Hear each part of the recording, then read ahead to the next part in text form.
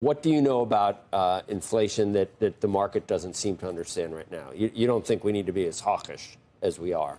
Yes. A lot of it has to do with why CPI has remained stubbornly high.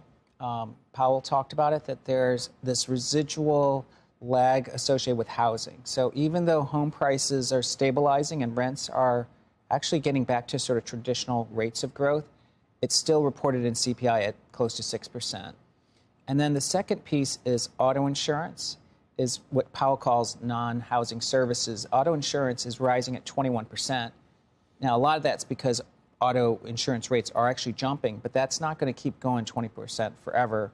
Once that starts to normalize, then you can think about what median inflation is, which is running at 1.8%. So I think inflation's going to sort of cool pretty dramatically. I don't know when, but it'll be sometime in the second half of this year. I think you, maybe a couple months ago, you weren't quite as bullish. I'm not sure what your reason, but you came on and said it might be tougher going. And we did have a series of inflation numbers that were hotter than people thought. Yes. Did we not? We did. I mean, yes. Yeah, and that you think that's not going to be the case as much from here? That's right. I think going forward, a couple of things are better. One is like this job market isn't so red hot anymore. So I think the Fed's not on its heels as much about, inflation could fall.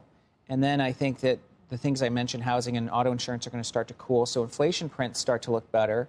And we know that we had a big reset in April. So I think it looks pretty good for now. And my sort of guess is I don't think the Fed's that comfortable with long-term rates at these levels. It is quite high. And as you know, it's putting a lot of pressure on regional banking.